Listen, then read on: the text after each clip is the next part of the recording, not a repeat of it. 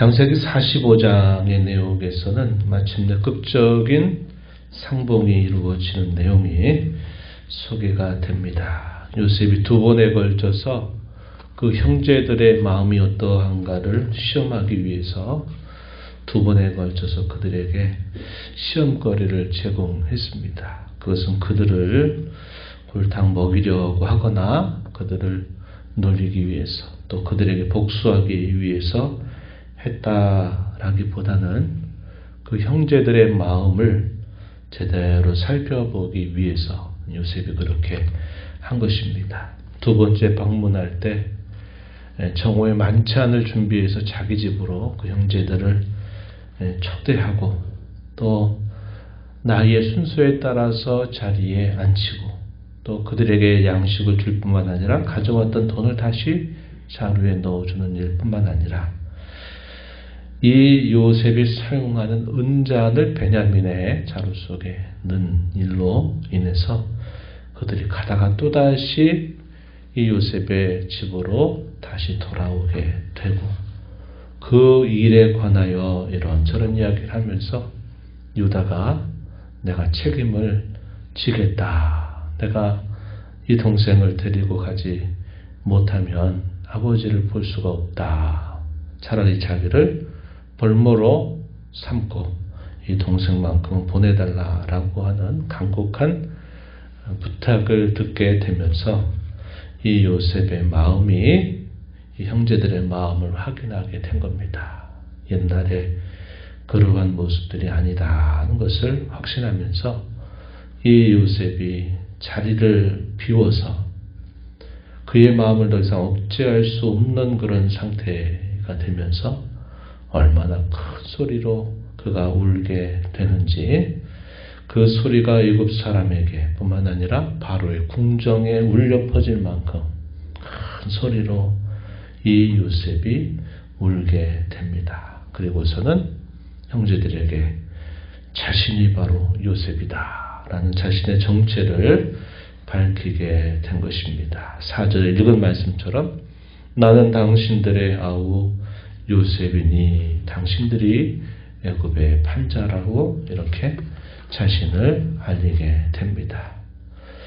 이런 일들을 본 이 형제들은 이게 도대체 뭐가 어떻게 된 것인지 상황이 파악이 될 리가 없죠. 너무나 깜짝 놀라서 아무런 말을 하지 못하게 됩니다. 요셉이 계속해서 말합니다.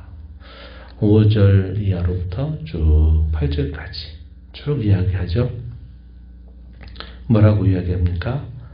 하나님께서 지난 시간 동안 자신을 이렇게 인도해 주셨다. 비록 형님들이 나를 팔아서 나를 이렇게 애굽에 보낸 것처럼 보이고 실제로 그렇게 했다 하더라도 하나님께서 자신을 먼저 이곳에 보내셔서 생명을 위하여 이렇게 하신 일이고 큰 구원을 이루시기 위해서 하나님이 이렇게 하신 일이다 하는 사실들을 쭉 이야기하고 있는 겁니다. 5절에 읽은 말씀 보니까 당신들이 나를 이곳에 팔았다고 해서 근심하지 마소서 한탄하지 마소서 하나님이 생명을 구원하시려고 나를 당신들보다 먼저 보내셨습니다. 이 땅에 2년 동안 요셉의 나이를 우리가 가늠할 수 있는 거죠. 37살 정도 됐다 이렇게 볼 수 있겠어요. 왜냐하면 30세 애굽의 총리가 되고 7년 동안의 풍년을 지내고 흉년이 이제 2년이 된 겁니다. 5년이 더 남은 거죠. 그러니까 그의 나이가 37살 정도 된 것입니다. 2년 동안 6년이 들었으나 아직 5년은 밭가리도 못하고 출소도 못할지라 하나님이 큰 구원으로 당신들의 생명을 보존하고 당신들의 후손을 세상에 두시려고 나를 당신들보다 먼저 보내셨습니다. 하나님이 나를 이곳에 보내신 것입니다. 나를 이 애굽의 아버지로 삼고 온 집의 주로 삼으시고 이 온 땅을 다스리도록 하나님이 세워주셨습니다. 하나님이 자신의 그 지나간 삶 속에 어떻게 자신의 삶을 인도하시고 준비하셨는가에 대한 그런 고백이죠.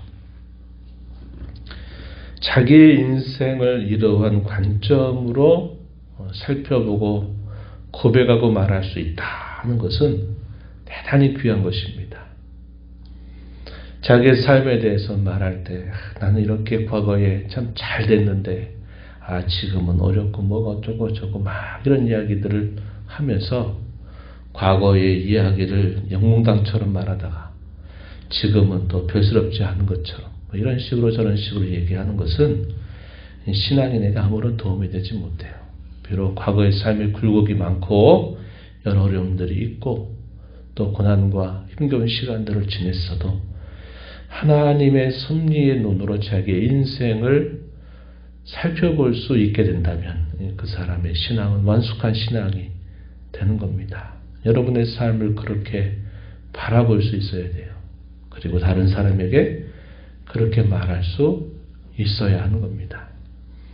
요셉은 자신이 17살의 소년으로 형제들에게 미움을 받고 잔악한 그런 안가품을 당하여서 그가 애굽의 노예로 그리고 나중에는 죄인의 신분이 되면서 13년 세월을 그가 보냈죠.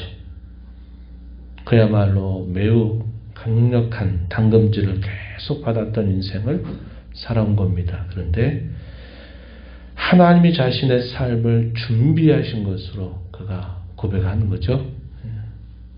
가정 총무를 하면서 경제적인 여러 훈련들을 받고 감옥에 수감 중에 있으면서 나라를 치리하는 법에 대한 정치적인 여러 또 훈련들을 받는 겁니다. 그리고 나서 그가 애굽 온 땅을 치리하고 또 모든 행정이나 경제적인 것들을 운용할 수 있는 훈련을 받은 것이죠. 특별 훈련을 받은 겁니다. 그리고서 그가 하나님이 자신을 그렇게 세우셨다는 사실을 말해주고 있는 것이죠. 이렇게 함으로써 이 형제들의 악을 요셉은 선으로 이기대로 그런 삶을 살아온 것이고 하나님이 자신의 삶을 그렇게 인도하셨음을 말해주고 있는 것입니다. 그러나 형제들에게 있어서 자신들이 행했던 그 악에 관하여선 아무런 책임이 없는 건 아니죠. 그러나 요셉은 형제들을 위로하죠. 무엇으로 위로합니까? 하나님이 나를 이렇게 하신 것입니다 하면서 그 형제들의 가슴 속에 오랜 시간 묻고 살아왔던 그 죄를 넉넉한 마음으로 하나님의 섭리의 눈으로 그것을 위로하는 이 요셉의 모습을 보여주고 있다 하는 겁니다. 이것이 악을 행하는 사람의 입장에서가 아니라 악을 당하는 사람의 입장에서 그 악을 선으로 이기는 그런 삶의 방식이 됨을 우리가 배우게 되는 겁니다. 우리 주님은 이렇게 말씀하셨죠. 악으로 선으로 악을 이겨라. 베드로 사도도 흩어진 성도들을 향해서 그와 똑같은 교훈을 주고 있습니다. 세상을 살아가면서 성도는 수많은 악과 맞서 싸워야 되고 그 악을 당하는 입장이 있을지라도 선으로 악을 이기는 삶을 살아라. 이렇게 말하죠. 그것은 이렇게 하나님의 섭리의 눈으로 자기의 인생을 해석할 줄 알고 그것을 바라볼 줄 알고 하나님을 향한 깊은 신뢰가 쌓이게 될 때 그렇게 할 수 있다는 것을 우리는 배우게 되는 것입니다. 그러면서 형제들의 그 악에 대하여 요셉은 다 용서하는 마음을 갖는 거예요. 그래서 하나님이 자신의 삶을 이렇게 인도하셨다고 하는 것에 대한 깊은 신뢰와 확신 속에서 그 형제들의 악을 넉넉하게 용서하는 겁니다. 그러나 이 형제들에게 있어서는 분명한 책임이 있는 것이고 그 잘못에 대하여 온전하게 돌이키는 자세가 필요한 것입니다. 요셉은 이제 그 형제들과 이런 이야기들을 쭉 나누면서 그 형제들을 향해서 아버지와 형제들과 모든 가족들을 이곳에 데려오라고 초대를 합니다. 9절부터 쭉 13절에 이어지는 말씀에 보니까 지체하지 말고 내게로 내려오소서, 나와 가깝게 하소서, 내가 거기서 아버지를 봉양할 것입니다. 속히 모시고 내려오소서. 온 가족들을 다 초대한 겁니다. 그리고 베냐민과 더불어 극적인 상봉, 해우죠, 해우. 또 형제들과 더불어 입을 맞추면서 지나간 모든 삶의 것들을 다 말끔하게 씻어버리는 멋진 그런 만남을 갖게 됩니다. 이 소식이 바로에게 알려지면서 바로가 함께 기뻐합니다. 그리고서는 바로가 왕으로서 이 야곱의 모든 가족들을 정식적으로 초청하게 되는데 이렇게 말합니다. 18절 너희 아버지와 너희 가족을 이끌고 내게로 오라. 내가 너희에게 애굽의 좋은 땅을 주겠다. 너희가 나라의 기름진 것을 먹게 될 것이다. 극심한 흉년으로 온 땅이 먹을 것이 없어진 그 형편 속에서 그들이 초대를 받아서 땅에 기름진 것을 먹고 좋은 것을 얻는다 하는 것은 놀라운 복이 아닐 수 없는 것입니다. 그뿐만 아니라 수레를 보내서 먼 길을 오는 그 여정을 편히 올 수 있도록 바로가 배려를 합니다. 너희 자녀와 아내를 태우고 너희 아버지를 모시고 와라. 이렇게 명령을 내리고 애굽 온 땅에 좋은 것이 다 너희에게 주어질 것이다. 이렇게 약속을 하면서 보내게 된 겁니다. 그리고 그뿐만 아니라 또 선물들을 안겨주죠. 그래서 그들이 고향 땅으로 찾아가는 그 길 속에 요셉은 형제들에게 각종 선물들을 준비해서 그 선물들을 주고 아버지에게 줄 선물까지 실어서 수레에 보내게 됩니다. 그리고 오며 가며 필요한 양식들을 넉넉히 공급하고 요셉이 당부하기를 가는 길에서 혹여나 다투지 말 것을 당부하게 되고 마침내 이들이 고향 땅에 돌아가서 야곱에게 이 사실들을 자세하게 아뢰게 됩니다. 야곱이 어떻게 반응합니까? 처음에 믿지 못하다가 나중에는 다시 그 말을 듣고 힘이 나서 이제 내가 요셉을 보겠다 이렇게 반응을 하죠. 마지막 18절 읽는 말씀에 야곱의 반응, 조카도다 내 아들 요셉이 지금까지 살아있으니 내가 죽기 전에 가서 그를 보리라. 이렇게 그가 결정을 내리고서는 마침내 애굽 땅을 향해서 찾아오게 되는 멋진 모습이 소개가 된다 하는 겁니다. 지나간 모든 세월, 이 세월 동안 하나님은 요셉에게 특별한 당금질을 통해서 그를 연단하셨어요. 그런데 그 요셉을 연단하신 하나님은 요셉만 하신 게 아니었습니다. 하나님은 야곱의 이 다른 아들들을 함께 연단을 하셔가지고 이들이 풍요로운 애굽 땅에서 살도록 그들을 이끌어 가시는데 그들이 그 좋은 것을 받아 누리면서 살게 하시는데 그들이 그것을 누릴 수 있는 실력을 연단을 통해서 하나님이 가지게 하시는 겁니다.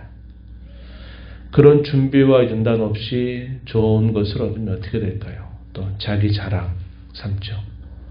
우리가 남들은 다 먹을 거 없어서 떨어 죽어가는데 우리는 이 애굽 땅에서 이 극심한 흉년 속에서 잘 먹고 이런 좋은 것들을 누린다 할 때 그것을 주신 하나님을 생각지 못하고 또 그것 때문에 또 그들이 죄에 빠지고 잘못된 길로 갈 수 있는 겁니다. 하나님은 좋은 것을 정말 좋은 것을 주시기 전에 그 그 좋은 것들을 어떻게 누려야 될지 그 실력을 하나님은 연단을 통해서 길러 주신다 하는 것을 우리는 볼 수 있어야 합니다.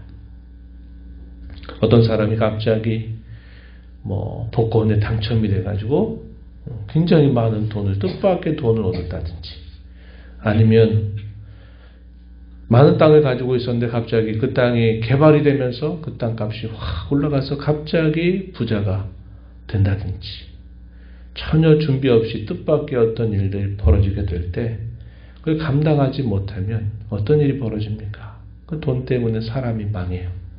가족들이 다 의가 상합니다. 돈 문제 때문에, 돈 욕심 때문에 자녀들이 다 뿔뿔이 흩어져 버리고 마음이 다 찢어져서, 그럼 그 돈이 무슨 소용이 있겠습니까? 그건 누리는 게 아니에요. 그것 때문에 망하는 것입니다. 하나님이 아브라함에게 일찍이 하셨던 그 약속을 따라서 애굽에서 많은 민족을 이루게 하시겠다고 하실 때, 그 낯선 땅 애굽의 문화, 애굽의 종교 가운데서 그들이 그것을 누리게 되려면 그냥 좋은 것 주면 감당할 수 없는 거죠. 그래서 하나님이 요셉을 보내시고 또 그의 형제들을 연단하셔서 이것이 하나님이 주신 것이고, 하나님을 언제나 잊지 않고 살게 하시려고, 하나님을 바라보게 하시려고 하나님 이렇게 준비하신 것이다. 그것을 우리는 보게 되는 겁니다. 우리도 마찬가지입니다. 신앙의 실력을 잘 키우는 게 무엇보다 중요해요. 그 신앙의 실력이 키워진 다음에 어떤 것을 누릴 때 그게 진정한 누림이 되지, 신앙은 받쳐주지 못하는데 그저 좋은 것 누리다 보면 신앙 다 까먹고 오히려 없었던 것보다 못하는 인생이 될 수도 있다 하는 것을 우리는 늘 조심해야겠다는 겁니다. 요셉은 대단히 성공해 보이죠.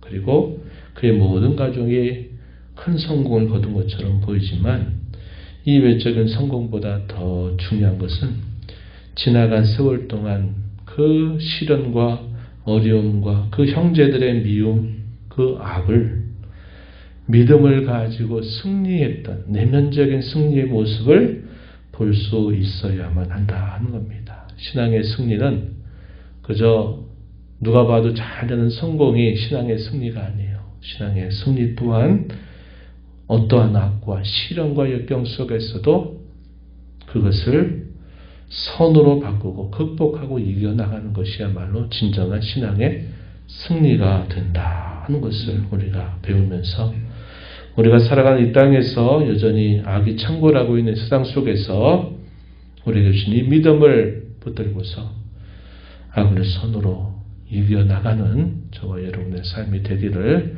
진심으로 바랍니다.